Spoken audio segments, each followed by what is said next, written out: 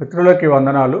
మనకి ఇటీవల కాలంలో భారత అత్యున్నత న్యాయస్థానం సుప్రీంకోర్టు ఈ షెడ్యూల్ కాస్ట్స్ అంటే షెడ్యూల్ కులాల వర్గీకరణకు సంబంధించినటువంటి తీర్పు state of Punjab versus Davinder Singh case తీర్పులో 7 జడ్జిల రాజ్యాంగ ధర్మాసనం ఒక తీర్పు చెప్పింది.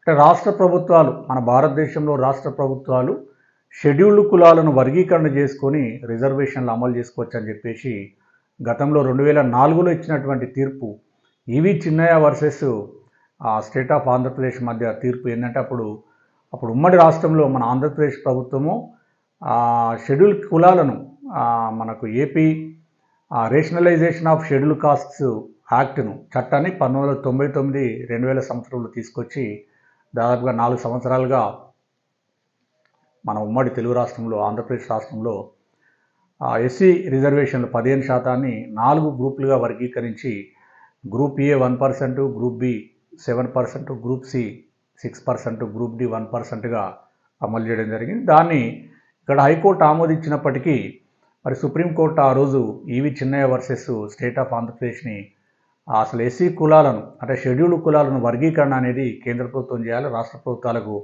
అధికారం లేదని చెప్పేసి ఆ తీర్పు ఇవ్వడం జరిగింది.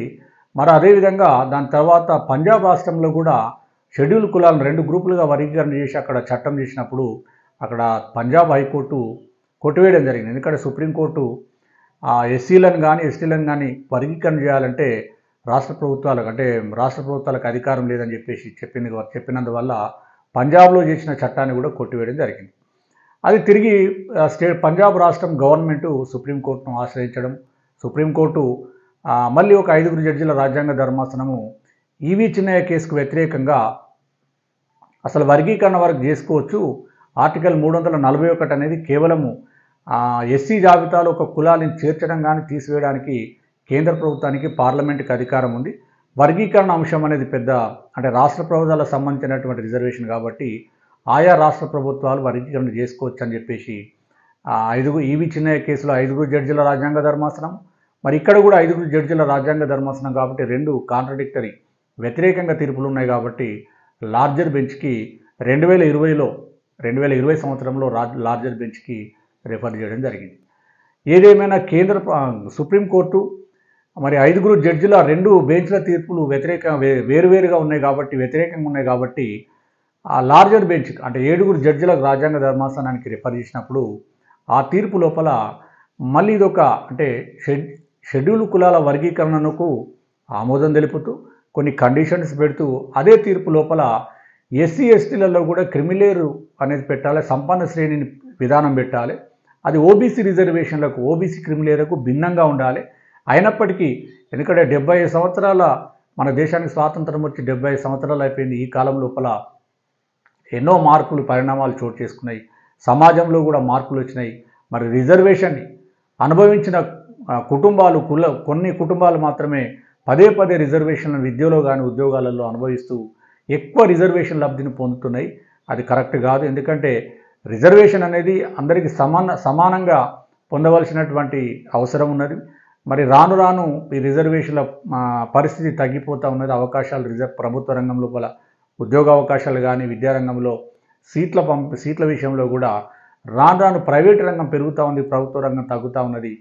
ఈ పరిణామ క్రమంలో అందువల్ల సంపన్న శ్రేణిని గుర్తించి ఎవరైతే ఎస్సీ ఎస్టీలలో ఆల్రెడీ రిజర్వేషన్ పొంది సామాజికంగా విద్యాపరంగా డెవలప్ అయ్యి ఎక్కడైతే వాళ్ళ అన్టచబిలిటీ పోతున్నదో అంటే అక్కడ తప్పకుండా క్రిమిలేర్ పెట్టాలని చెప్పేసి ఇలా లార్జర్ బెంచ్ 7 జడ్జిల రాజ్యాంగ ధర్మాసనము state of Punjab versus Davinder Singh కేసులో చెప్పడం ఈరోజు దేశవ్యాప్తంగా కూడా ఎస్సీలలో కూడా ఎస్సీ ఎస్టీలలో క్రిమిలేర్ పెడతారా లేదని పెద్ద అంశంగా మారింది.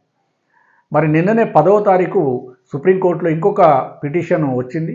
వాళ్ళు ఏంటంటే ఎస్సీ వర్గీకరణ మన ఎస్సీ రిజర్వేషన్లో క్రిమిలేర్ పెట్టాలని చెప్పారు, మరి క్రిమిలేర్ పెడతలేదు, ప్రభుత్వాలు పెట్టడం లేదని ఒక పిటిషన్ వేయడం జరిగింది. ఆ సందర్భంగా సుప్రీంకోర్టు మళ్ళొకసారి చెప్పింది ఏంటంటే మేము ఆల్రెడీ క్రిమిలేర్ విధానాన్ని ప్రవేశపెట్టాలని చెప్పి రాష్ట్ర ప్రభుత్వాలను ఆదేశించడం జరిగింది. మరి రాష్ట్ర ప్రభుత్వాలు దాని మీద విధానపరమైనటువంటి నిర్ణయాలు తీసుకొని అమలు చేయాల్సినటువంటి బాధ్యత రాష్ట్ర ప్రభుత్వాలకు ఉంది కాబట్టి ముందు రాష్ట్ర ప్రభుత్వాన్ని అప్రోచ్ కాండి, అక్కడ కాకపోయినట్లయితే సుప్రీంకోర్టుకు రావాలి కానీ నేరుగా ఈ అంశం మీద సుప్రీంకోర్టుకు రావాల్సిన అవసరం లేదు. ఆల్రెడీ మేము క్రిమిలేయర్ పెట్టాలని చెప్పేసినాము. ఎవరైతే క్రిమిలేయర్ పరిధిలో వస్తున్నటువంటి అభ్యర్థులను క్రిమిలేయర్ పరిధిలో వచ్చే అభ్యర్థులను రిజర్వేషన్ నుంచి తొలగించాలని చెప్పడం జరిగింది. అది ఓబీసీ క్రిమిలేయర్ కంటే భిన్నంగా ఉండాలని చెప్పి కూడా చెప్పినామని చెప్పేసి చెప్పడం వల్ల ఇమీడియట్గా పిటిషనర్స్ ఆ కేసును విత్డ్రా చేసుకున్నారు. ఆ కేసు డిస్మిస్ అయింది on the basis of withdrawal of the petition. అంటే అసలు క్రిమిలేయర్ అంటే ఇప్పుడు ఓబీసీ దానిలో ఎట్లా ఉన్నది? క్రిమిలేయర్ అంటే ఒక వ్యక్తి ఆడ లేదా మొగ అంటే మహిళలు మ్యారేజ్ అయినప్పటికీ ఆ వ్యక్తి క్రిమిలేయరా కాదా, సంపన్న శ్రేణికి చెందినవాడా కాదా, అంటే సామాజికంగా డెవలప్ అయిందా లేదా అని చెప్పడానికి వాళ్ళ యొక్క తల్లిదండ్రిని క్రైటీరియాగా తీసుకొని చెప్తా ఉన్నారు. అంటే తల్లిదండ్రుల యొక్క ప్రభుత్వ ఉద్యోగాలు లేదా హోదా, తర్వాత ఈ స్టేటస్ అండ్ ఇన్కమ్. అంటే ఇన్కంలో కూడా అక్కడ ఏం చేసిందంటే ఓబీసీ నాన్ క్రిమిలేయర్ ఇష్యూ లోపల ఓబీసీ సర్టిఫికేట్ ఇచ్చేటప్పుడు ఆదాయ పరిధిలోకి ప్రభుత్వ ఉద్యోగుల జీతభత్యాలు కానీ వ్యవసాయం నుంచి వచ్చే ఆదాయాన్ని తీసుకోవడం లేదు. ఇతర ఆదాయాలను తీసుకొని ఇలా వార్షిక ఆదాయం 8 లక్షలుగా నిర్ధారించి అమలు చేస్తూ ఉన్నారు. ఏదేమైనా సుప్రీంకోర్టు ఓబీసీ క్రిమిలేయర్ కంటే భిన్నంగా ఉండాలంటే ఏదో ఒక మన ఎస్సీ ఎస్టీ రిజర్వేషన్లలో కూడా క్రిమిలేయర్ పెట్టి ఆ ఎస్సీ ఎస్టీ రిజర్వేషన్లు అనుభవించి ఆ లబ్ధి పొందిన వాళ్ళను ఆ క్రిమిలేయర్ పరిధి నుంచి తొలగించే అంశము రాష్ట్ర ప్రభుత్వ పరిధిలో ఉంది. ఇప్పుడు బాల్ రాష్ట్ర ప్రభుత్వాలలో ఉంది. మరి రాష్ట్ర ప్రభుత్వాలు ఇప్పటికీ భారతదేశంలో ఎక్కడ కూడా ఏ రాష్ట్ర ప్రభుత్వం కూడా ఎస్సీ ఎస్టీ రిజర్వేషన్లలో క్రిమిలేయర్ పెట్టాలనే ఆలోచన అయితే ఇప్పటివరకు చేయడం లేదు. ముఖ్యంగా మనకు ఆంధ్రప్రదేశ్ కానీ తెలంగాణలో కూడా ఇంకా ఇప్పటికిప్పుడు ఇమీడియట్గా క్రిమిలేయర్ పెట్టే పరిస్థితి అయితే లేదనే చెప్పాలి. అయినప్పటికీ చాలామంది విద్యార్థులు నిరుద్యోగులు మిత్రులు కూడా నాకు మెసేజ్ చేస్తూ ఉన్నారు, సార్ మరి ఎస్సీ ఎస్టీలో కూడా క్రిమిలేయర్ పెడుతున్నారు ఏంటి అంటే, మరి క్రిమిలేయర్ అయితే పెట్టాలని చెప్పేసి సుప్రీంకోర్టు 7 జడ్జిల రాజ్యాంగ ధర్మాసనం చెప్పింది. మరి నిన్న మొన్న ఒక పిటిషన్ వస్తే కూడా ఆల్రెడీ రాష్ట్ర ప్రభుత్వాలకు ఆర్డర్ ఇచ్చేసిన ప్రభుత్వాలకు నిర్ణయం తీసుకోవాలి దాని మీద అని చెప్పింది. మరి పిటిషనర్స్ ఏమో సంబంధించిన ప్రభుత్వాలను మేము అప్రోచ్ అవుతామని చెప్పేసి ఆ పిటిషన్ విత్డ్రా చేసుకోవడం జరిగింది. అంటే రానున్న రోజులలో ఇదొక అంశంగా మారనుంది. దేశవ్యాప్తంగా కూడా దీని మీద చర్చ జరుగుతూ ఉన్నది. కొన్ని ఉద్యోగ సంఘాలు దీన్ని వ్యతిరేకిస్తూ ఉన్నాయి. ఎస్సీ ఎస్టీ ఉద్యోగ సంఘాలు అసలు రిజర్వేషన్ మేము ఉన్నా కూడా మేము ఏ స్థాయికి పోయినా కూడా మాకు అన్టచబిలిటీ పోవడం లేదు, మా కుల వివక్షత పోవడం లేదు, మేము ఇంకా వివక్షను ఎదుర్కొంటున్నాం కాబట్టి క్రిమిలేయర్ విధానం ఎస్సీ ఎస్టీ రిజర్వేషన్లలో పెట్టొద్దని చెప్పేసి పెద్ద ఎత్తున దేశవ్యాప్తంగా కూడా డిబేట్ జరుగుతుంది. దేశవ్యాప్తంగా కూడా సెమినార్ జరుగుతూ ఉన్నాయి. మరి ఏది ఏమైనా చాలామంది మరి ఇదే ఎస్సీ ఎస్టీ జాతీయ స్థాయిలో కానీ కొన్ని రాష్ట్రాలలో చాలామంది కూడా క్రిమిలేయర్ పెట్టాలని కూడా కొన్ని సంఘాలు, దళిత సంఘాలు కానీ గిరిజన సంఘాలు కానీ కోరుతూ ఉన్నాయి. మరి రానున్న కాలంలో ఏదేమైనా సుప్రీంకోర్టు చెప్పింది కాబట్టి రాష్ట్ర ప్రభుత్వాల పరిధిలోనే ఈ అంశం ఉన్నది. ఇప్పటికిప్పుడు తెలంగాణ ఆంధ్రప్రదేశ్లో మాత్రం ఈ క్రిమిలేయర్ ఎస్సీ ఎస్టీ కోటాలో క్రిమిలేయర్ పెట్టే అవకాశం లేదు. ఒకవేళ పెట్టే అవకాశాలు కూడా పెట్టే రోజులు కూడా వచ్చేది కూడా ముందు పెట్టే అవకాశాలు కూడా ఉన్నాయని తెలియజేసి ఇంకా కొన్ని ఏమైనా అప్డేట్స్ ఉంటే మీ దృష్టికి తీసుకొస్తాను. తప్పకుండా చాలామంది నా యొక్క వీడియోలను వేల మంది చూస్తూ ఉన్నారు కానీ సబ్స్క్రైబ్ చేయడం లేదు. తప్పకుండా సబ్స్క్రైబ్ చేయండి, నా యొక్క వీడియోలను లైక్ చేయండి, షేర్ చేయాలని తెలియజేస్తూ ముగిస్తున్నాను. Thank you.